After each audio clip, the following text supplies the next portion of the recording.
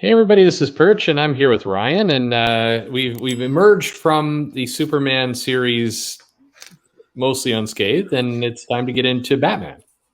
Yep. This is the one. This is why we do it.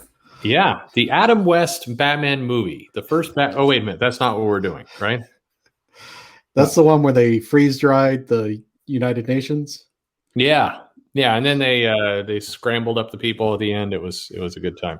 We'll Yeah. have to go back and do that one when you're arrested and ready. Yeah. Yeah. All right. No, but we're talking a 1989's Batman, and generally speaking, I think people have a very fond memory of this movie. The question is, did it hold up? Well, I mean, I am one of those people. This, hit me probably as like I don't know how old I would have been, like 13, 12. Yeah. And so I'm right in that sweet spot for this movie taking over my world for like 2 years. Mm-hmm. I definitely saw this movie like twice in the movie theater. Yeah. I don't think I've seen it for maybe like 5 or 6 years. I watched it, and it's on HBO Max, and it's a little dated, but it's also very refreshing. There's no like CGI. There's really no fight choreography Yeah. to speak of, but it's got matte paintings for all the sets and things, but it's very charming, and it's the thing I remember about this movie, kind of in the context, speaking of Adam West, is Mm-hmm. Batman was in this shitty place as far as the movies go, as far as everything goes, and then this movie comes out, and then it's a big hit. You get the animated series, which is the real true Batman. And then you get the second movie, which is all weirder, and we'll do that one. And then you get the other movies that take a big dump on this movie, and then we get the Nolan movies. But this is the movie that really establishes that you can take some IP and make it dark and do a good job with it. Now, would it surprise you, or I don't know if you remember at your age, and I was a few years older than you, but not by much. I remember there being a huge marketing campaign and a lot of excitement around this movie. As a kid, it was great. It was a lot of fun. This is the movie that I think I'm just in high school, and this is very exciting to go and kind of do that kind of stuff with. But there was a lot of protest, anxiety. There was a petition when they announced Michael Keaton was going to be Batman. People were pissed. Like the fan base was pissed. Adam West at that point was saying that he should be Batman, and then he gave comments that he wasn't even called to audition to be Batman. And there was a lot of "this is unfair," and it was so noisy that the studio actually kind of rushed a trailer out showing Michael Keaton as Batman because it was starting to get a lot of negative press, and it was hitting them from all directions. It was a kind of very hostile fan reaction. But I'm assuming you don't remember any of that as a kid. No, I vaguely remember that. I mean, I think Michael Keaton is kind of a weird choice, but other than being like too short, I think he's a pretty decent Batman. Yeah, I think he did fine. As it turns out. Yeah. It was, I don't know. It was interesting in context of what we see today with the Snyder Cut folks and just all this kind of, armchair quarterback and of what movies are like and who they're casting and everything else. It's important to remember that Michael Keaton for this movie was a very controversial choice, and people were super pissed. Now, people like Jack Nicholson, I think, from the beginning. They like, and I don't think anybody was clamoring for Adam West other than Adam West. Right. Well, I agree. I think Adam West was confused why they were going away from his version. Nobody else was confused by that. But he was getting the sympathy vote. He was getting, especially from a lot of comic fans at the time, are like, well, you should respect Adam West. Like, you didn't even let him try out. What's going on? But I mean, what would Adam West have done in the tryout? And I much respect to Adam West's career. I think he's funny. He's voiced some good, characters in the past and everything else. Nothing wrong with that. But Adam, if you can picture this movie, Tim Burton and Adam West in that role, it would not. That would have been a radically different film, right? Yeah. Yeah. No, yeah. No, I mean, like I said, this is the movie that, it's like, hey, we can make it dark. They can do things, and it's not really all that dark. It's still very PG dark, but Yeah. um, I don't know. Where do you want to go Well, with this? You well, want to talk Tim Burton?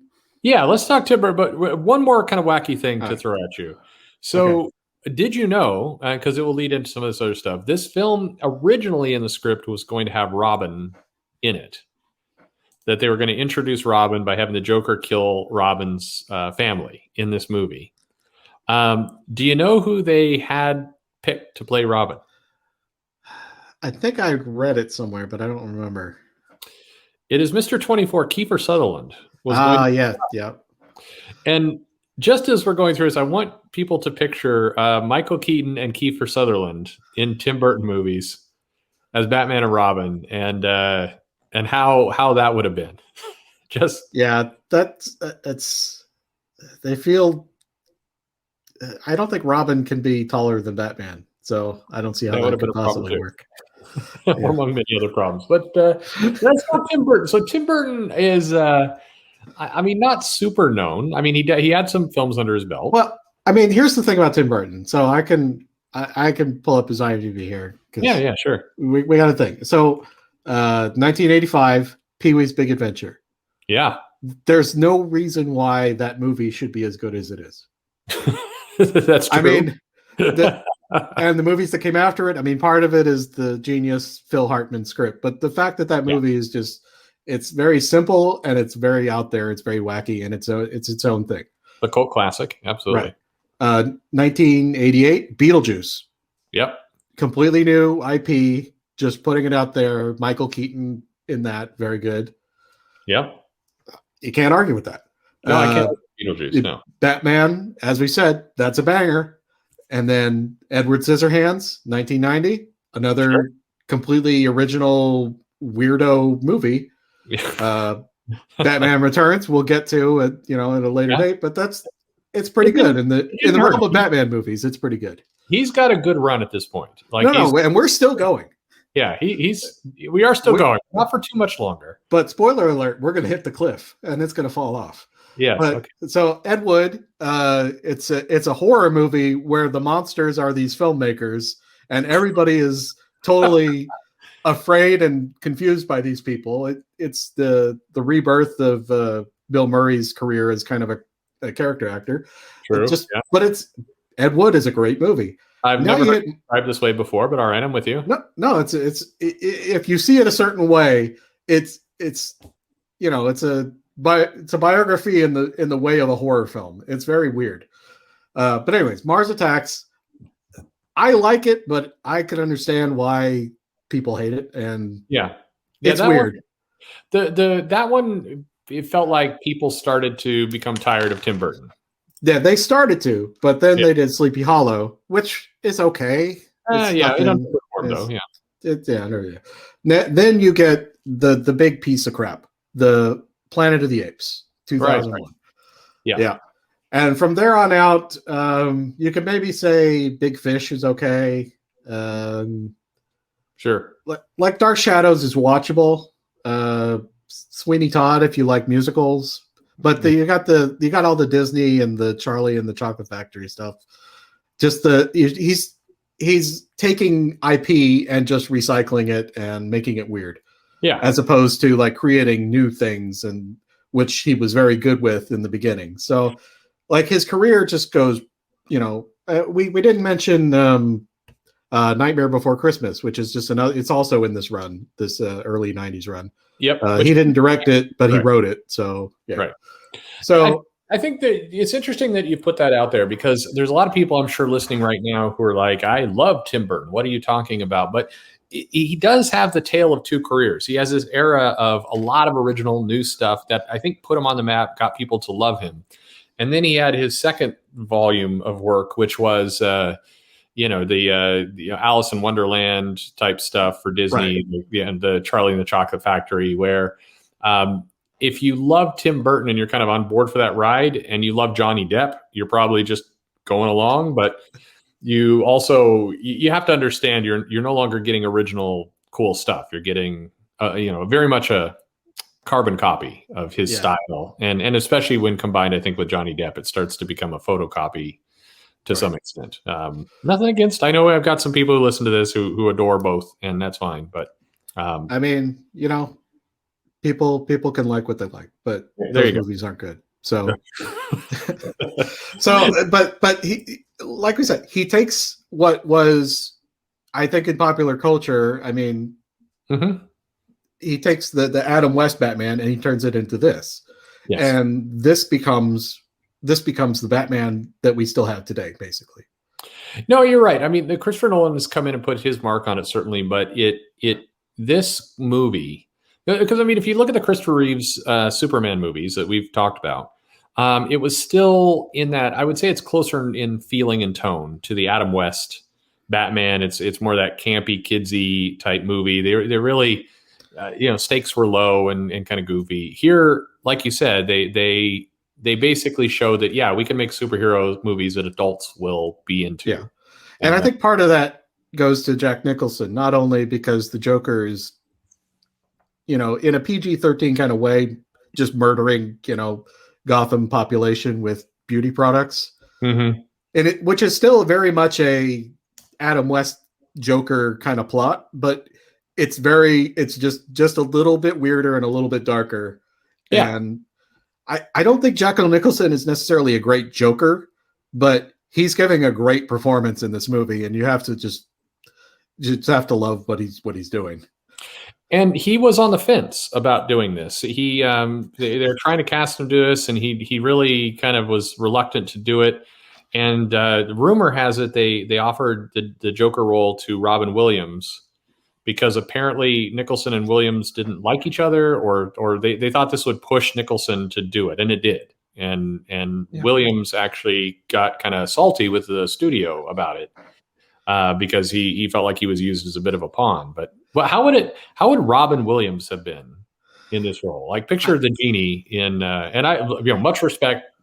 We lost Robin Williams too soon, but that would have been very, very strange. Yeah, I mean, again, I'm not sure you see Robin Williams going around killing people. It's a really hard thing to see. I mean, he did have like a couple he did serial killer turns later in his career, but like at this point I don't see him in the makeup. I don't see him as the thing. I think he could have been a Riddler. Sure. I don't sure. I do think it would have been very hard for Robin Williams to murder people in Gotham and then be the genie in Aladdin. I think that would have been tricky for everybody, but why not? So the style, the other thing people often talk about is that Burton created this very immersive world. And I guess over the years, I kind of dismissed that because we see so much of CGI, kind of this kind of world. I mean, you forget. The kid me was in love with this huge Gothic, Gotham that was very, immersive. But then you got to lose track of that. If you go back and you watch those Superman movies, though, I think you get reminded of why this was so stunning at the time. Yeah, I mean, it just looked different. It didn't look like reality. It had weird iron. It had the weird Gothic thing. Yeah. No, it just had a style. Is that something that came from the comics, or sort did of this come out of Tim Burton? I think more Tim Burton, but I don't know. I think I've heard comic fans argue this kind of both directions because Gotham definitely had a look, just like Metropolis and all these places had a look. But Burton made the city a character, and I think you didn't necessarily pick up on that in the comic book necessarily.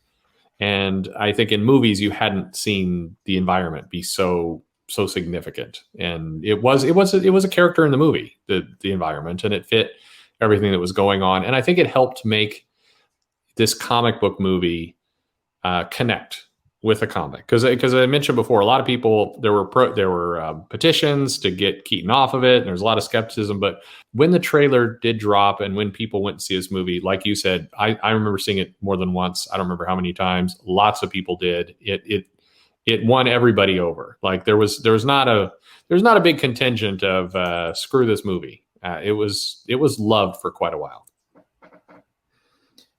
Yeah, the message boards on Prodigy or CompuServe or something probably went crazy, but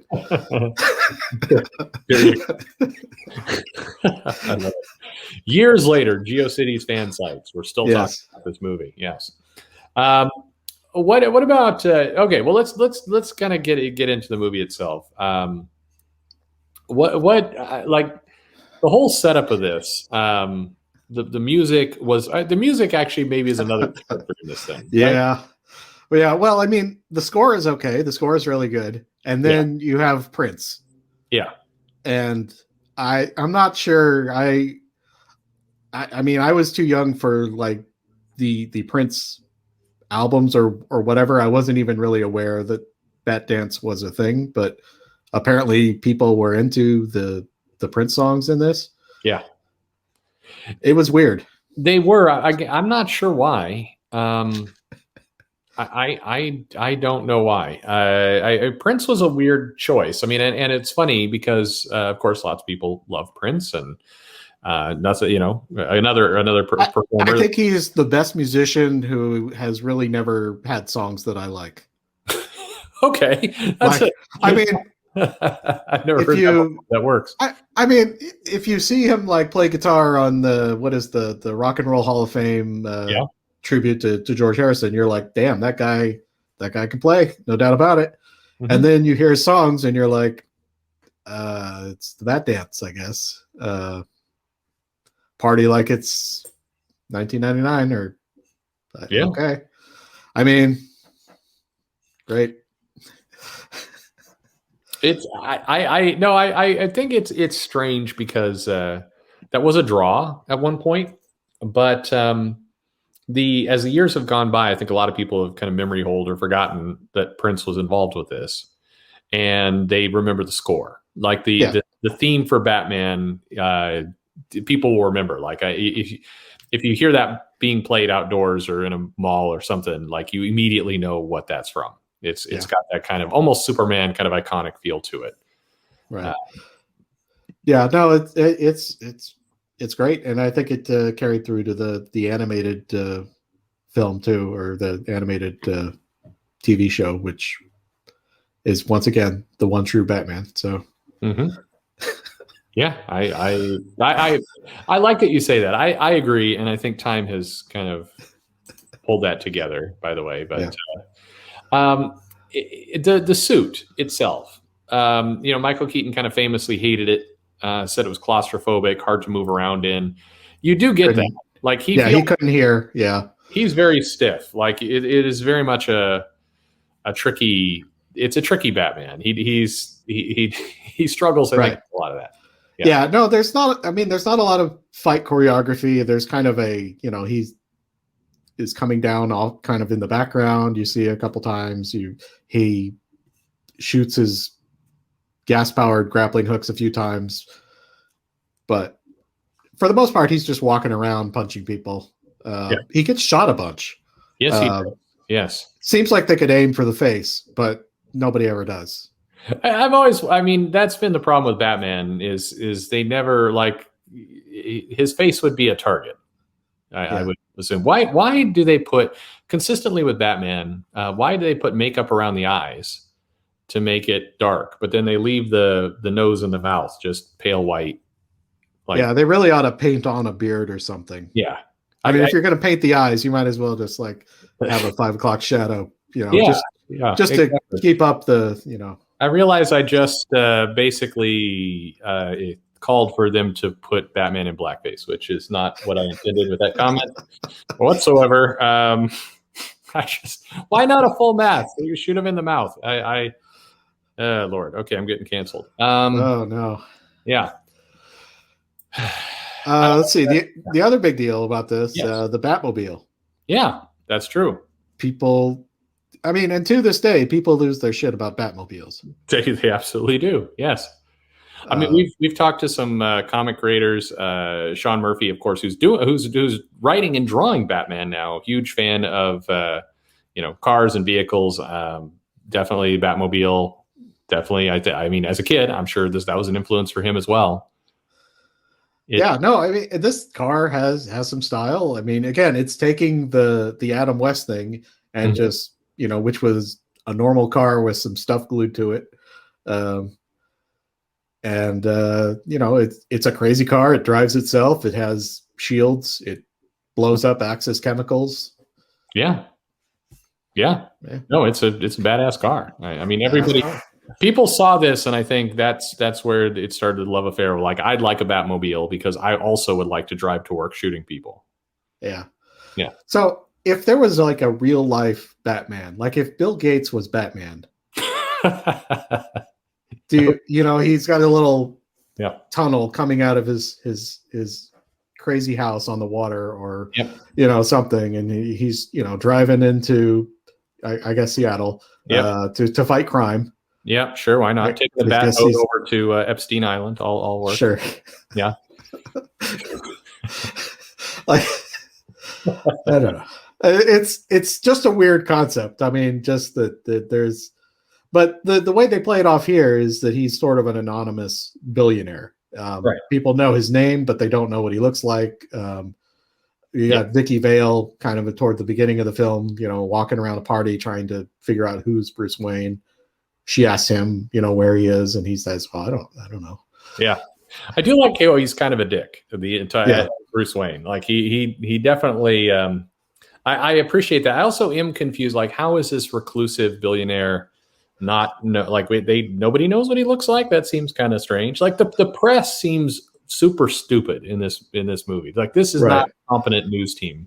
Well, and he's got in his house, he's got cameras behind all the mirrors, which is kind of pervy, really. I mean, it's because the technology that they're kind of showing is like VHS tapes and old cameras, and it's got hours of Alfred's junk on tape. Probably, yeah, that's great. Yeah, the drawing of this police sketch is one of these moments in this movie that's pretty fun. Like, the police are trying to figure out also who Batman is. Yeah, and the commissioner is handed, the sketch is handed to this reporter of this Bat guy in a business suit. Remember this moment in this movie? It's a cool moment because Bob Kane drew it. He signed it as Bob Kane, which is kind of hilarious. But I love how this movie goes from dark, which it's got plenty of, to lots of camp. I mean, there is still plenty of campy silliness in this film. Yeah. No, I mean, I think Jack Nicholson is just, he's in a different movie and he's just doing crazy stuff. He's got some of the best lines in this. Yeah. I mean, he's just great, but he's just doing stuff with his mouth. He's making fart noises. He's, dancing around. And in the end, there's the big fight, but it's like, he can't land a punch. I mean, he's just getting, punched around a bunch, and then he eventually tricks them and then does a little dance on their hands while they're holding onto the side of a building. Mm-hmm. But I mean, he's just silly. I mean, he's actually it's a pretty convincing. I don't know. It's like the kids' version of Joker, I guess. I don't know. It is odd because he's playing it super camp. It is for kids, but at the same time, he is murdering lots of people. Right, and he's having a great time doing it. That's true. You did get, I mean, you do get a lot of sense of he's a very happy serial killer. Yeah.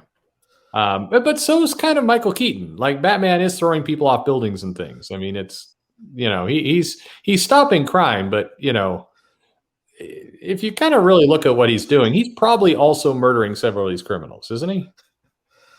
I don't think he actually kills anybody. Well, they don't say he kills anybody, but I mean, these guys would be permanently disfigured, right? I mean, no, they're just tied up by batarangs or whatever, or thrown through doors, or. I mean, yeah. I don't know. I mean, all I'm saying is, if I came over to your house, started throwing people through doors, people are going to be hurt. Like, it's not that they're criminals and everything else, but it it is funny how this movie has some pretty decent violence, but is definitely aimed for kids. I mean, I don't remember if they were partnered up with Burger King or McDonald's or what, but I mean, you had the toys and kids were walking around. Everybody was Batman for Halloween the next year, and I mean, it was definitely for kids, but there was a lot of murder. The Joker's henchmen are all. Well, I mean, outside of Bob, there's like guy who knows how to use swords, and then there's guy who is big and strong.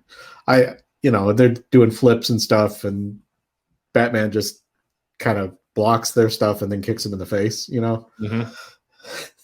Yep.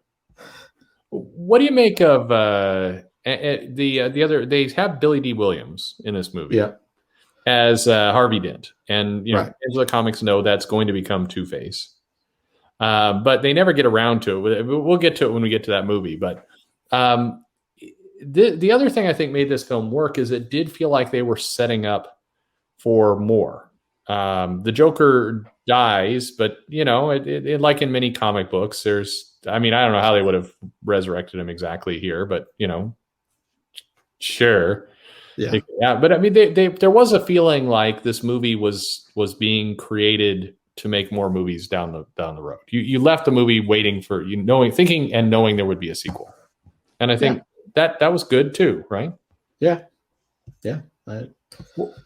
You mentioned no CGI. What was the sequence you enjoyed most in this film? I mean, the thing there are two things that come to mind. There's the museum scene, and then there's in the apartment. Yeah. So in the museum scene, it's the Gotham Museum, which apparently is one floor and has a restaurant on top. Sure. Vicky Vale goes up there and he gasses the whole place, kills everybody in there except for her. And then he comes in and dances to a Prince tune and destroys a lot of paintings. Yeah. Leaves one that he really likes. Sure. Yeah. Again, the Joker is enjoyable to watch in this movie. Yeah. He's having a good time. Yeah. He sits down and he wants to get with Vicky Vale because plot reasons, but he likes her pictures of dead people, which is a thing she does. So I guess okay, fine. Nobody in this movie is stable. Right. No. So, and he has all the great lines, like she throws water on him and he does I'm melting. Yeah. And, he does do I look like I'm joking? And, of course he's grinning. Yeah. Right. But yeah, he's coming on to her pretty hard. And then Batman comes in and he really just takes her away. I mean, there's not really much of a fight, and he gives why do they have all these? Where does he get all those wonderful toys? Yeah. Yeah. It's the it doesn't make sense like as a scene, but the way that it's performed, I think it's pretty silly and pretty well done. You did get, unlike what I noticed from watching this movie is that comic book films today, even when they're good, there's still a very predictable set of acts. You get kind of 3 acts, and this movie sort of has that structure, but it's also a lot more like you don't find yourself waiting for the big sequence at the end. You get a lot of steps in between. It felt very different as a movie. It did not feel like a superhero movie. That was nice. No, it's not a mystery box. It's very straight ahead. You go here, we do this. The Joker is created. Blah blah blah. It turns out he killed, Bruce's parents. Bruce's parents, yep. Which was kind of refreshing. The first scene is some tourists leaving a theater or whatever, and you think, oh, is this the Bruce Wayne origin story? No, it's not. I like that. I really appreciated that. It's funny to think that this was kind of this first big kickoff of a franchise, and they didn't do the scene that every movie does 8 billion times. But they do that like in the third act where he figures out that it was It was Jack Napier is the one who shot his parents. Right. Yeah. Yeah. So yeah, and then there's the apartment scene where you have just some solid Bruce Wayne action, where Joker busts in on them and ends up shooting Bruce Wayne. But Bruce is smart enough to wear a metal plate, so he doesn't get shot because he never gets shot in the face. Right. Always bring protection. Yeah. When you're going to hook up with Vicky Vale, you bring protection. Yeah. Yeah. That's important. So in general, like I said, so you're saying it holds up. Yeah. I mean, it's dated, and I'm kind of curious what my kids or your kids would say watching this film. Because it's very non-modern. Everybody's having a good time. It's fine. What do you think? What age do you think you show people that? What age do you show kids this film to? I think easily 10. It again goes back to this, and this is something where we've changed a little bit with the times, because back when this film came out in '89, it was clearly aimed at kids. I mean, it was aimed at, bringing in, 8-10-year-old kids could go in to see this. They were marketing to that age group. But today, it's rated PG-13. Yeah. Well, nobody gave a shit about ratings back. Well, no, but they were clearly marketing it toward kids. And today, I think there'd be a lot of questions about that. And just, do you want your kids watching Jack Nicholson serial killer running around Gotham? Probably not. But like you said, I don't know. Toughen up, America. Is that basically? Well, I tried to show my kids like Ocean's 11, and they were like, "I don't get it. They're the bad guys. They're robbing, so they're bad." Yeah. And it's like, no, you don't understand. Oh, never mind. I'm not going to explain. You don't understand? They're cool. Yeah, they're cool. It's George Clooney. Don't you get it? We're parenting the next generation. Yeah. George Clooney has never made a bad movie. Yeah. Except for one that we're going to watch. Yeah. There's one coming up, I believe. Yes. All right. Well, any last thoughts on Batman? No, this movie's a banger. Okay. I'll ask you one last question. And we'll probably get to it again when we get to the Nolan. What do you think's better, this film or Nolan's first film for Batman? And we'll see if your opinion changes when we get to Nolan's film. I think I like Nolan's film better. Okay. All right. We'll see how it holds up. Yeah, but I enjoy Jack Nicholson, just everything he does. Okay, perfect. Do you think they could bring him back and have him be the Joker today? He's just going to sit by and watch a Laker game, so I don't. Like he'd be in a wheelchair. Sure.